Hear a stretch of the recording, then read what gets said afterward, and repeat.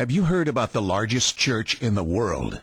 The first service was March 3rd, 2008, with an attendance of over 300,000. The attendance is now over 2 million, and they conducted the first ever mass trance on March 17, 2008. What do they teach? Who you are requires no belief. Heaven is not a location, but refers to the inner realm of consciousness. The man on the cross is an archetypal image. He is every man and every woman. The leader's website teaches these lessons. My mind is part of God's. I am very holy. My holiness is my salvation. My salvation comes from me. Let me remember that there is no sin. Do not make the pathetic error of, quote, clinging to the old rugged cross, unquote. The only message of the crucifixion is that you can overcome the cross. Have you heard of this church? Or maybe its leader? Years ago, she denied Jesus is the only way. One of the mistakes that human beings make is believing that there is only one way to live, that we don't accept that there are diverse ways of being in the world, that there are millions of ways to be a human being, and many ways, but many paths to what you call God. And her path might be something else, and when she gets there, she might call it the light.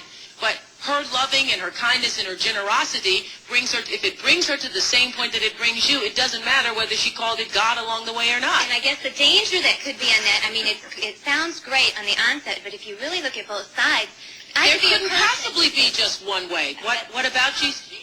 What about Jesus? You mix them up in the whole discussion, and you say there isn't only one way. There is one way and only one way, and that is through Jesus. There couldn't possibly be with the because you millions of people say in the there world. isn't. There couldn't possibly be. Today, she has turned her millions of adoring fans over to New Age doctrine. Christians are letting this into their homes and are being deceived. Hello again, everyone. Welcome to week number 3 of our New Earth web class. And again, I thank you. Eckhart Tolle thanks you for joining us as we bring students and seekers together to discuss our latest book club selection, Eckhart Tolle's A New Earth. We did something last week that was unprecedented. You said it's never been done before on television, where you just sit there in silence. And I thought a lot of people responded to the sense of connection from that. So you want to do that again? Yes. Let's do that again. Yes. Yes. Okay. So you're going to lead us in silence. And simply become aware that you are breathing. The air flows in and out, and you feel yourself breathing. Air flows in and out of the body. In reading books such as Tolle's, it's really opened my eyes up to a new way of thinking, a new form of spirituality that doesn't always align with the teachings of Christianity.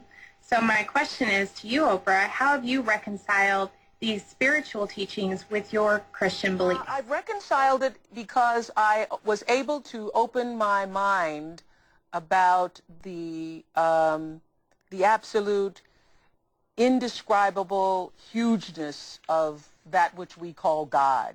I took God out of the box because I grew up in the Baptist church, and there were, rules and, belief systems and doctrine.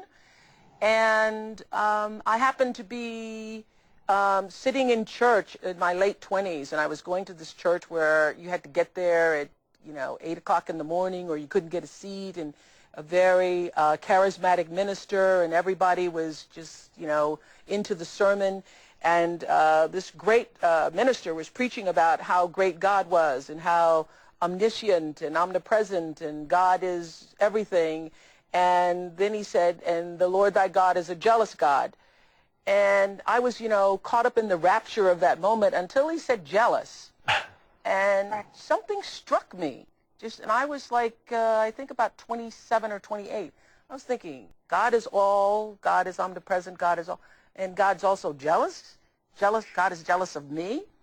And something about that didn't feel right in my spirit, because I believe that God is love and that God is in all things. And so that's when the search for something more than doctrine started to stir within me. And I love this quote that Eckhart has. This is one of my favorite quotes in chapter 1, where he says, "Man made God in his own image. The eternal, the infinite, and unnamable was reduced to a mental idol that you had to believe in and worship as my God or our God. Jesus says you are the light of the world. That means you are the consciousness in which the world appears, is seen. So you believe what happens to us at death when the body dies? You don't have a belief. I don't give it any thought. You don't. God, in the essence of all consciousness, isn't something to believe. God is.